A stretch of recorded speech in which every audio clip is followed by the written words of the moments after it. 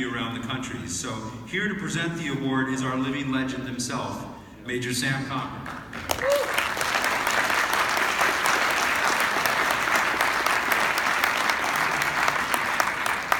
Hello, great NAMI members. I'm here to give a special award. And the good thing about this award, even though it's named after me, I'm still alive, and I appreciate that. But this is, seriously, this is an award that I am very honored to be a part of. But the person that I am going to give this award to is not only deserving all the merits that are associated with this award, but also from a special friend of mine. This award is recognized for outstanding work in the criminal justice system to deal fairly and humanely with people who live with mental illness.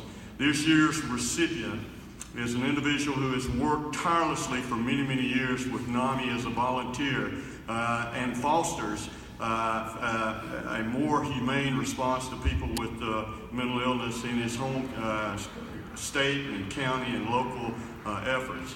And I'm speaking of Los Angeles, the efforts of NAMI. Many great NAMI people were in California and working tirelessly for this. But this individual has worked very diligently within his local and state efforts promoting NAMI and the mission statements and the missions of NAMI there in California.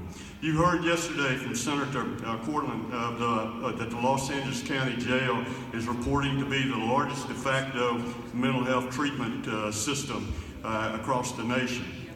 I've heard that comment on numerous occasions, but that is not really to be focused just on Los Angeles County Jail. The truth of the matter is that statement is also applicable to counties and states and communities across the United States. So this is a blemish on our country as a nation, and we need to work tirelessly to have an impact to reduce some of the injustice that is occurring by people that should not be in our jails because of their mental illness. Also, it's the efforts of this individual that has put his dedication to address that and many other NAMI issues with regards to his efforts. In fact, he's associated himself with two very distinct boards within the Los Angeles County area. One is the Los Angeles County District Attorney Criminal Justice Mental Health Advisory Board, very, very important board and very tenacious, hard work is going on within that District Attorney's board. Secondly is Permanent Steering Committee of the Office of Diversion and Reentry. What is important about that I called attention to knowing this is the first word within this committee is called Permanent Committee. That means dedication, and that means there's commitment to actually doing something, not just a one-time, let's come together and let's address an issue. They recognize the magnitude that's involved and the challenges that's before them. This individual has also co-authored a guide entitled, "My Family Member Has Been Arrested, What Do I Do Now?"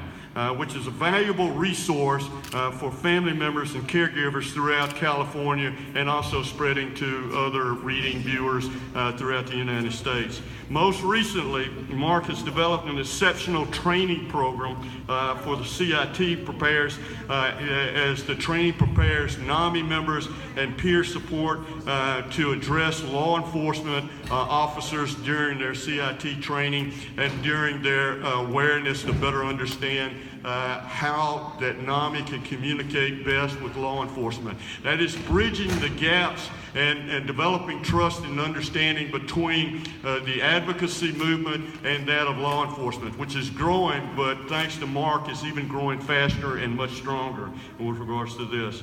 So if Mark is truly an innovative leader and recognizes the excellent body work that is richly deserved within this award and the honor that goes with it. Let me introduce to you our award recipient by the name of Mark Gale of Los Angeles, California County.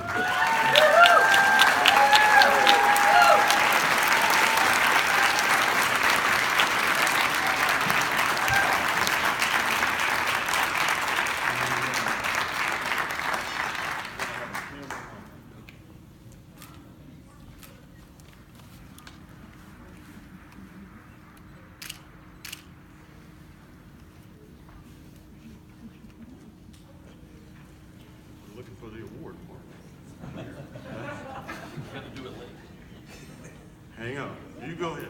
All right. I'll start talking. This is overwhelming. You know, athletic directors say to their players to leave it on the field. I think I left my feet on the hill yesterday. So I have to thank NAMI National and the board for this incredible honor. Receiving this award from NAMI National means so much to me. And receiving this award in the name of Sam Cochran is just absolutely overwhelming.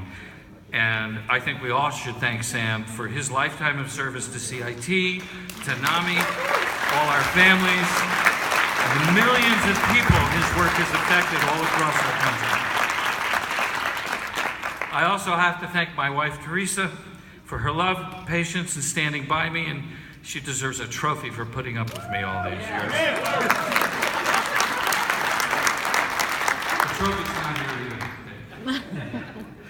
I have to thank, most of all, NAMI and all its members for being there when we needed help in all the years of crisis with our son, where there was no support until we found NAMI. This organization and its great members were there to assist us during our darkest days, and our son would not be in recovery today without NAMI. I suppose if there's one theme throughout all my work, it's the acceptance and inclusion of the family by our system partners as an essential component of support and recovery. That started with the arrested guide, and in particular the inmate medication information form, which allows families to bring medical and psychiatric information, fax it right into the county jail. That never happened until they arrested our son, and it's now being used in at least 15 county jails in California, and we ought to spread it all over the country. And the inclusion of the family has just guided my work in everything I've done. A note about our NAMI Los Angeles County Council training program. You know, I always felt that our NAMI presenters deserve some guidelines and preparations before going out in front of the toughest audience in the world, which is a classroom full of officers or deputies.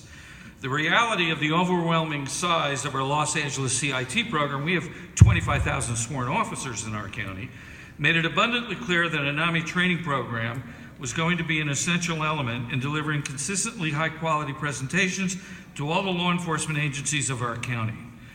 Our program and our toolkit works. We know that, and we think it's ready for prime time. And we had a great meeting this morning, and we hope that someday it'll become a NAMI National Signature Program. So, if you want it, let them know it. Maybe it'll happen. I also have to thank a good friend, Betty Whiten, and our friends from NAMI Albuquerque for giving it a test drive and for their input and support. They've been absolutely great. She's been our ambassador. And none of this would have been possible, however, without the partnership of Brittany Weissman, NAMI Los Angeles County Council Executive Director, and her expert leadership in running our program on a day-to-day basis. I'm so grateful to her and our entire team of dedicated presenters. We've trained over 100 NAMI members who provide 8 to 10 CIT presentations every month. Wow.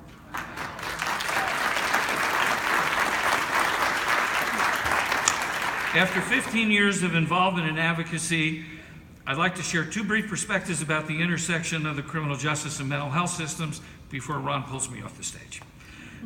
Training for all criminal justice partners is not optional, it's essential.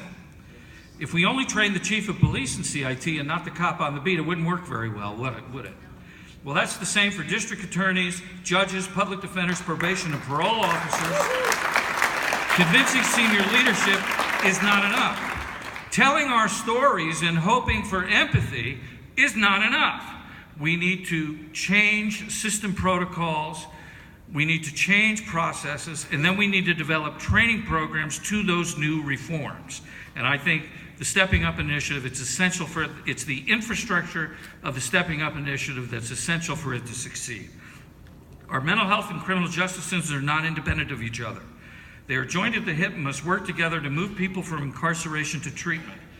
Even with the most robust outpatient system in the country, the percentage of people with serious mental illness in California jails and prisons is still increasing, not decreasing.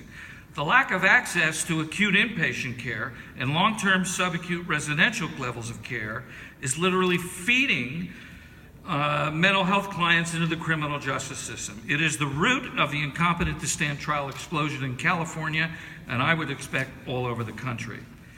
The lack of access to higher levels of treatment is caused by the fiscal discrimination built into the funding formulas for mental health, both at the federal and state levels of government.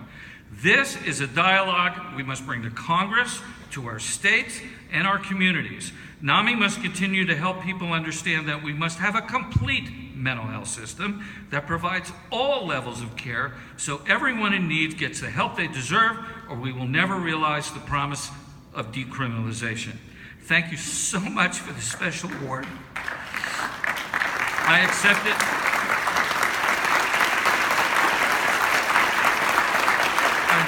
I accept it on behalf of all the NAMI criminal justice families who have touched my heart and taught me so much, and especially in honor of our son. Alex, this is for you.